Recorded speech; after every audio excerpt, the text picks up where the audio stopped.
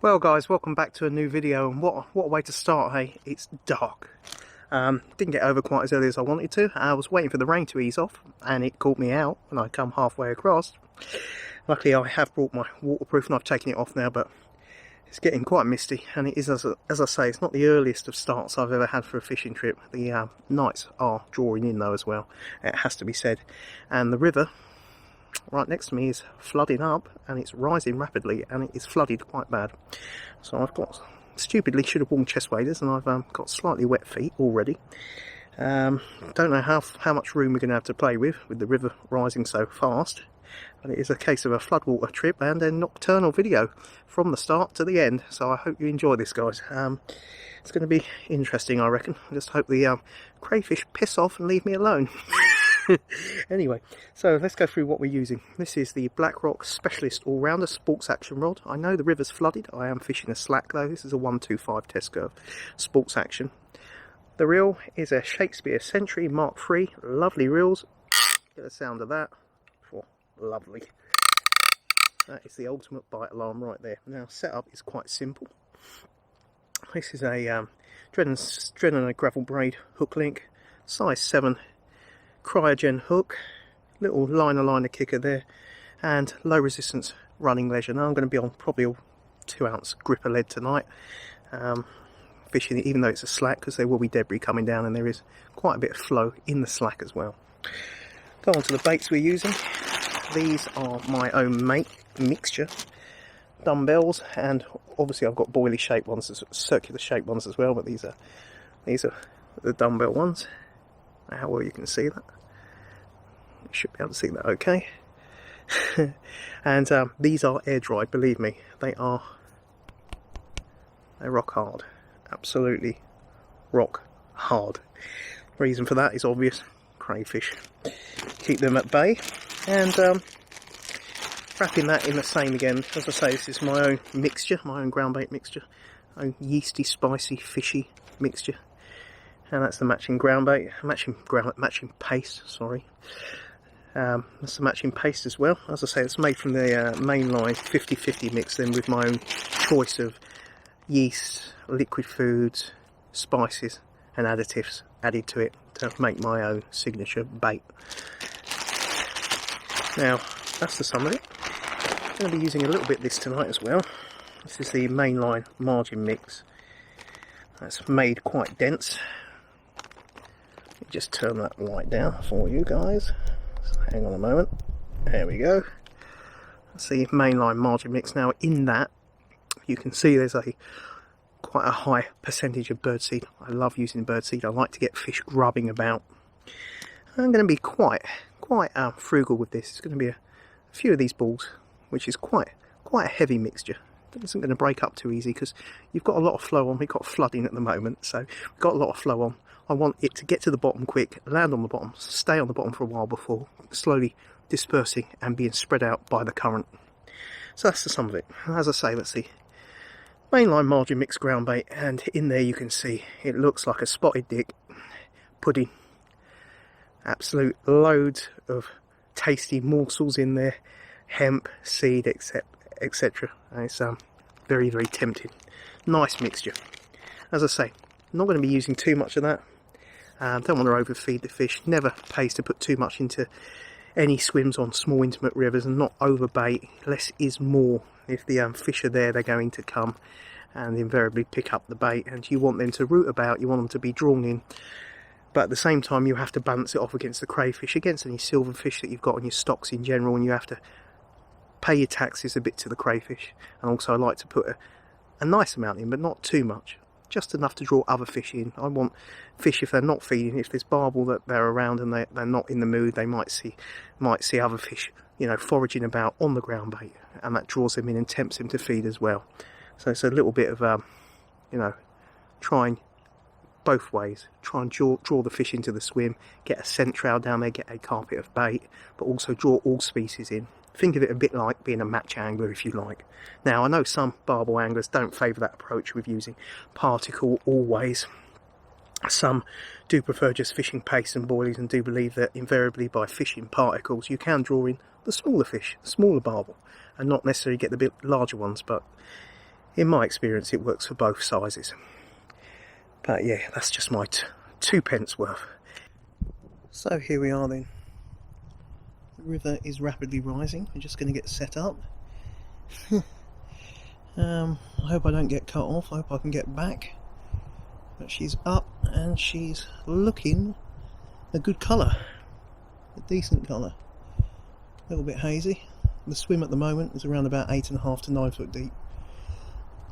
Now I'm not going to be fishing too far out. I'll be fishing just around this area. Nice undercut bank here. So fingers crossed. There's a lot of mist rolling in since we had all the rain yesterday and today. Made my way over, and just as it got dark, it decided to rain again. But you've got to be in it to win it, haven't you guys? As I say, a nice looking area. Nice undercut bank right here. Got to be very careful because it is a bit of a false bank. Very weak and eroded bank. Got to be careful where you're standing. The river is flooding over. It's rising rapidly, and the mist is already rolling in, as you can probably see on the lens. It's rolling in quite a bit. This is around about 8 foot at the moment here, and I'm going to just drop in off of this area here. It's a bit of a slack. Anyway, let's get some ground bait out there.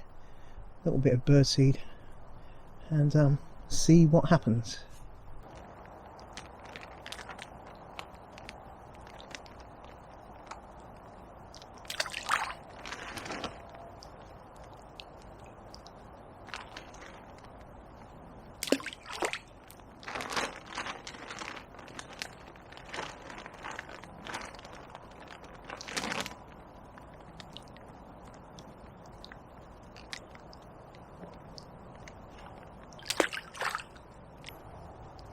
There we go, as simple as it gets.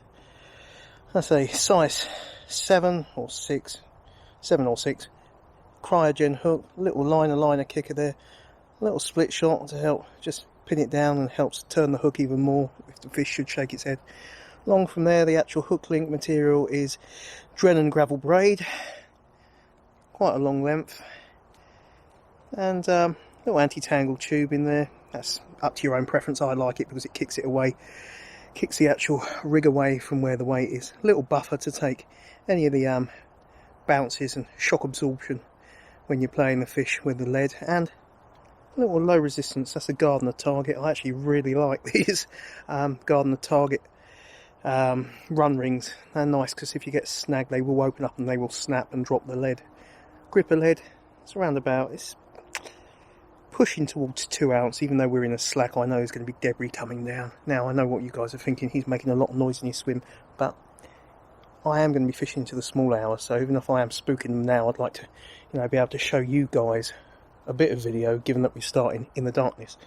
Little mesh bag, a few little pellets in there, nothing too much, just to get something around the hook. Very simple. Now obviously you saw me earlier dropping some birdseed, and that's a mixture of mainline margin mix and birdseed into the swim. That's the sum of it. Let's get cast out.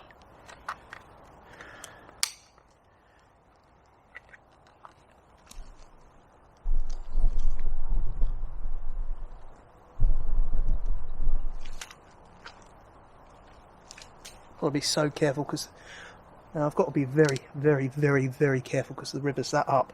This is undercut bank here. It's very weak. Ain't gonna take my weight. The river's coming over the banks. It's gonna go right under here. As I say, it is undercut.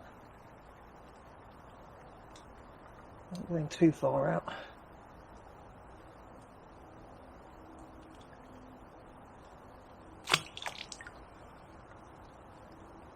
Now you'll also notice I haven't got a back lead on. If it's pushing through and it's coloured, I don't generally use a back lead. There's more chance of the back lead lifting up and causing grief than there is for it to do its job, so I tend to stick to using the back lead, normally more so when the rivers are low and clearer.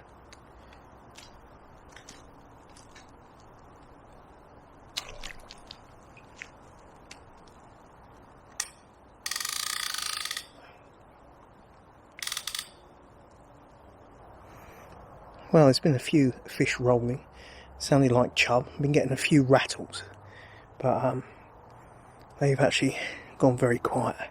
So what I've done, I've recast again. I don't like recasting too much, no matter on what river I'm fishing, but specifically the intimate ones like the Loddon and the Kennet. Not a big fan of making any swim disturbance. Of course, if you've got crayfish at your baits, you have got to check and see what state your baits are in. Now, obviously, I do roll mine so that they are rock hard, and I do air dry them for around 3 days. Now, when I'm air drying them, you can just leave them in an air dry bag and air dry them. But personally, I like to put them on a bed of rice. That takes the moisture out. Now, you can put them in pellets or on pellets and allow it to do the same thing, but I tend to prefer rice. I like my boilies to have the aroma of what they are, and rice is fairly neutral. So yeah, they've been really well air dried, but regardless, I was getting some good taps, so I knew there was fish about.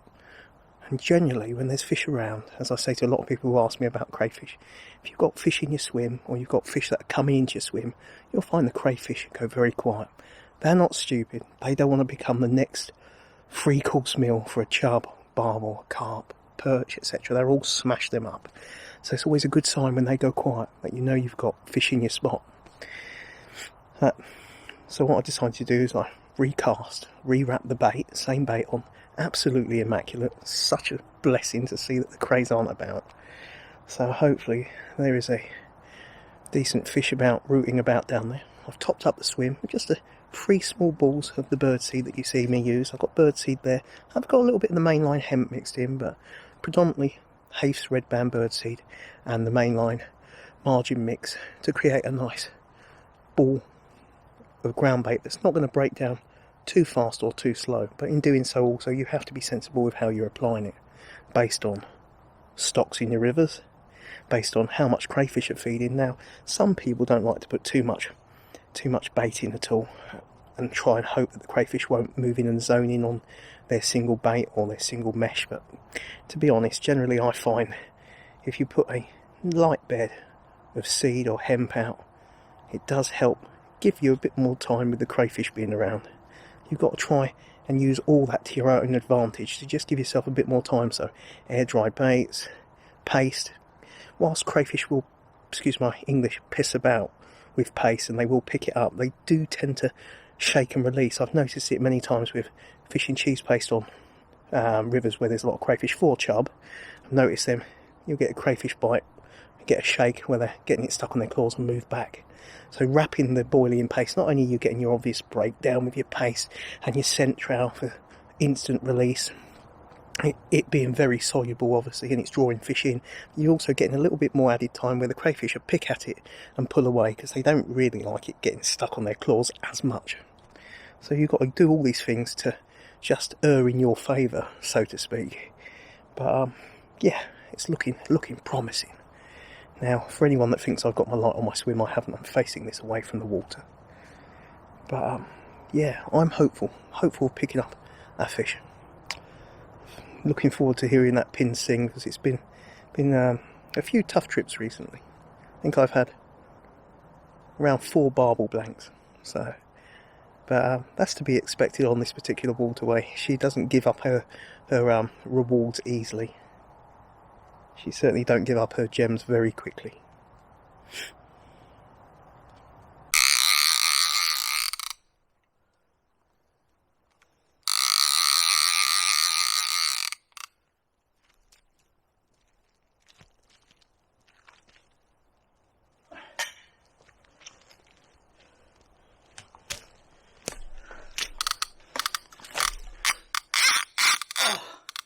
We're in, guys. It feels a good fish too.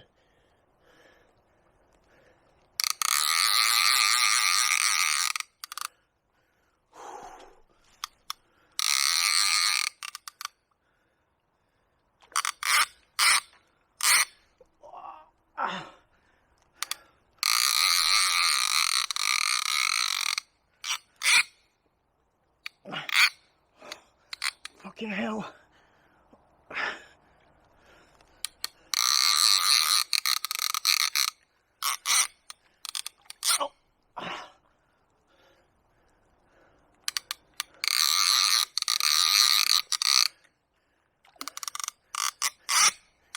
Fuck.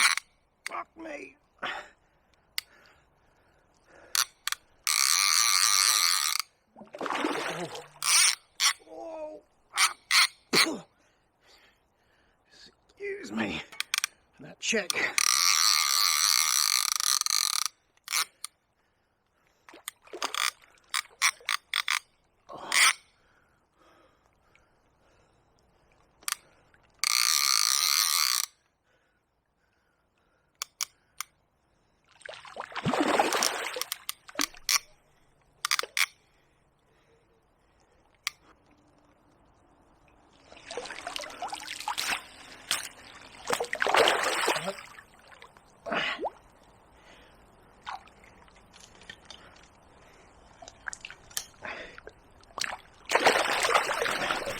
I'm gonna net you. Ooh. It's a scrap. Ooh. I'd say it's enjoyable. That was stressful.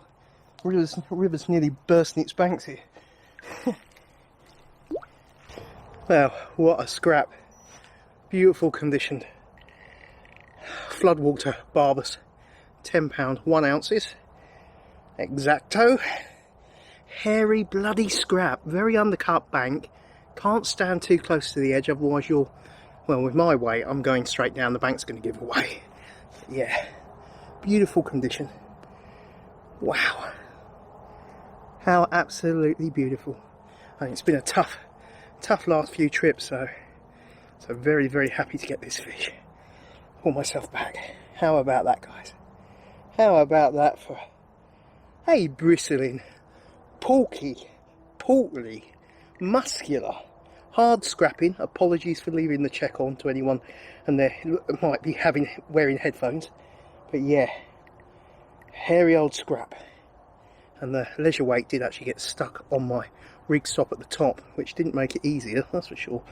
Yeah, beautiful looking fish. As I say, £10 one. Oh yes.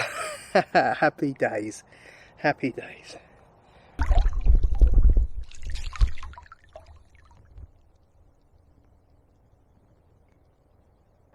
Well, I'm all packed up. Going to be interested in making my way back home. I just heard a deer go by, and I would say go walk by is what you would normally say, but I think it had gone fully amphibious, or I could hear as if it was almost half paddling.